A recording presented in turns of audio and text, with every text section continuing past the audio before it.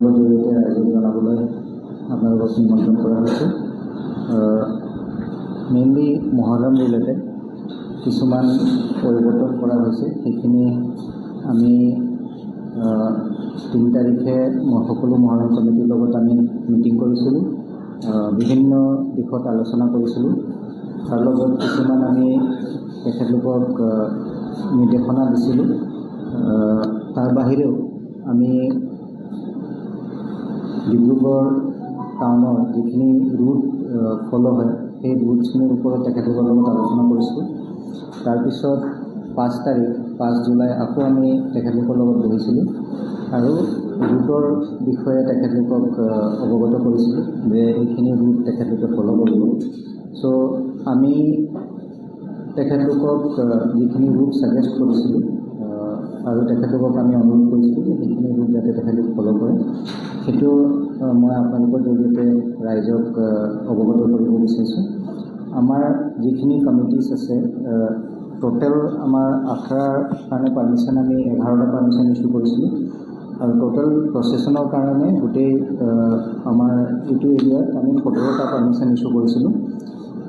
Dibrugarh town আৰু তাৰ adjoining এৰিয়াত আমাৰ 13গৰাকী মেজিষ্ট্ৰেট ডিটেইল আছে আৰু টোটেল আমি পুলিচ আৰু ডিষ্ট্ৰিক্ট এডমিনিষ্ট্ৰেশ্যনৰ লগত টোটেল মিটিং যিখিনি আমি কমিটিৰ লগত কৰিছিলোঁ, আমি তিনিবাৰকৈ মিটিং পাতিছিলোঁ আৰু গোটেই কথাখিনি ডিছকাছ কৰি আমি ৰুট ফাইনেলাইজ কৰিছিলোঁ আৰু তেখেতলোকক অনুৰোধ কৰিছিলোঁ যে সেইখিনি ৰুট যাতে ফ'ল' কৰে। চ' এতিয়া আমাৰ যিকেইটা কমিটিক আমি পাৰ্মিশ্যন দিছোঁ, টোটেল 17টা প্ৰচেশ্যন আৰু 11টা আখৰা।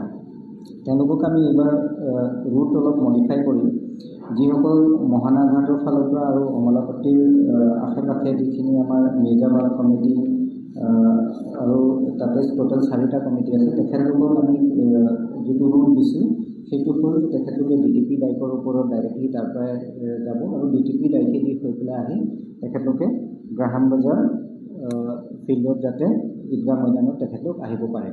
তাৰ কাৰণে আমাৰ গোটেই ৰুটত ছিকিউৰিটি ডিটেইলমেণ্ট কৰা আছে, আমাৰ মেজিষ্ট্ৰেট ডিটেইলমেণ্ট কৰা আছে, যাতে যিসকল মহৰম কমিটি আছে তেখেতলোকে নিজৰ যি ধৰ্মীয় নীতি নিয়ম মতে যিখিনি তেখেতলোক কৰিব লাগে সেইখিনি যাতে তেখেতলোকে একো অসুবিধা নাপায়, তেখেতলোকে ভালকৈ কৰিব পাৰে। লগতে টাউনৰ যিখিনি ৰুটত আমাৰ বিভিন্ন ধৰণৰ আমি দেখিছিলোঁ যে অসুবিধা হ'ব পাৰে, সেইখিনি এৰিয়াত আমি তেখেতলোকক অনুৰোধ জনাইছিলোঁ যে তেওঁলোক যাতে অল্টাৰনেটিভ ফ্ৰী এটা ৰাস্তা য'ত কাৰো একো অসুবিধা নহয় আৰু তেওঁলোকো নিজৰ ধৰ্মীয় কাম কাজ যি লাগে বা তেখেতলোকৰ যি নিয়ম নীতি আছে মাতম কৰিবৰ কাৰণে সেইখিনি যাতে তেওঁলোকে কৰিব পাৰে। ছেকেণ্ডলি, আমাৰ যিখিনি লোহাৰপট্টি বা তাৰ আশে পাশে যিখিনি কমিটি আছে, কালিবাৰী অঞ্চলৰে হওক বা লোহাৰপট্টি হওক, তেখেতলোককো আমি পাছালি দি আকৌ DTP ডাইকতে তেখেতলোকক আমি ডাইভাৰ্ট কৰিছোঁ আৰু তেখেতলোকক অনুৰোধ কৰা হৈছে যে তেখেতলোক যাতে সেইখিনি ৰাস্তা ফ'ল' কৰি ফাইনেলি আহি গ্ৰাহাম বজাৰ ফিল্ডত যাতে আহি যায়।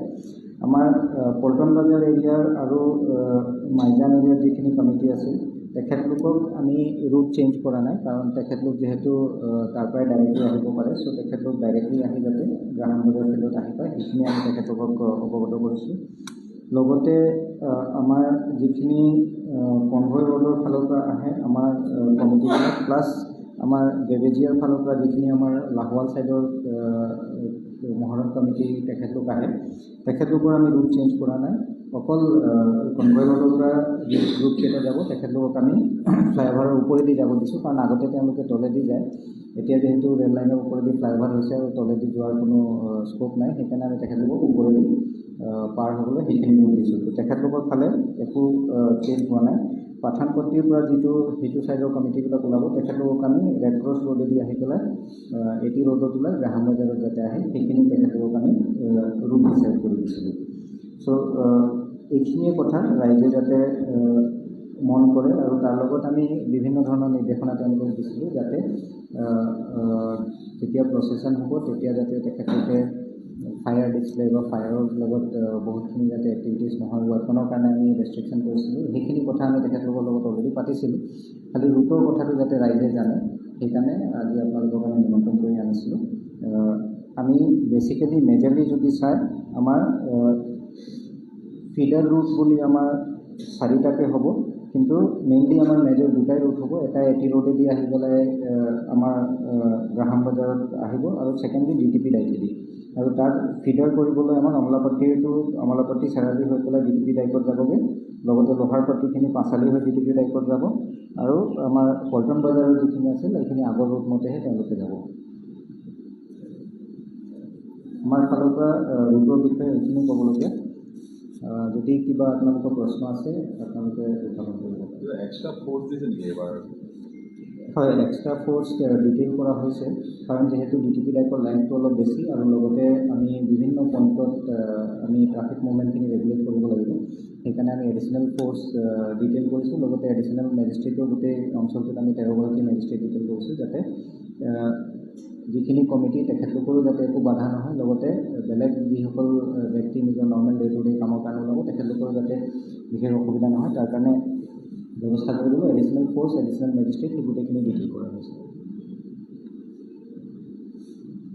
Any kind of intel that any गड़बड़ी हो सकता है ऐसा कुछ?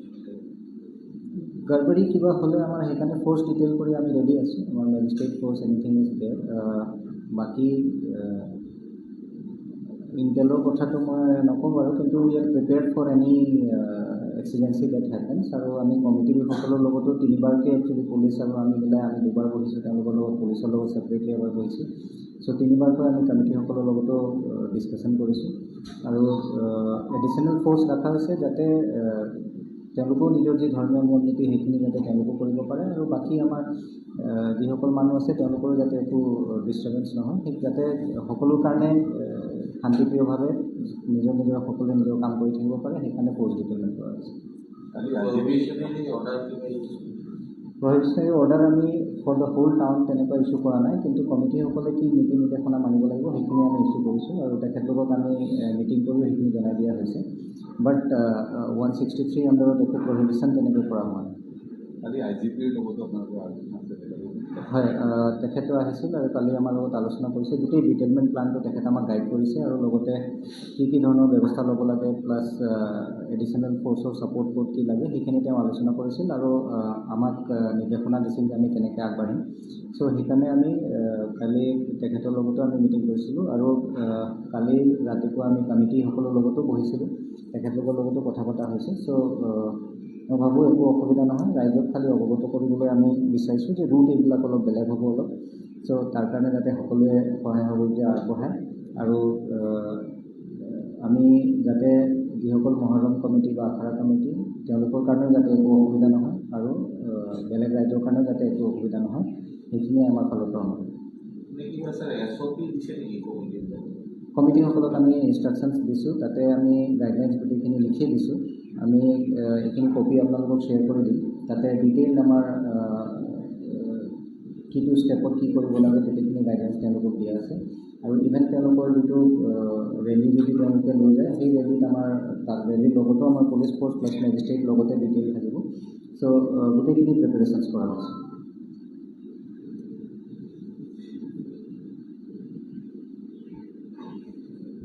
Thank U.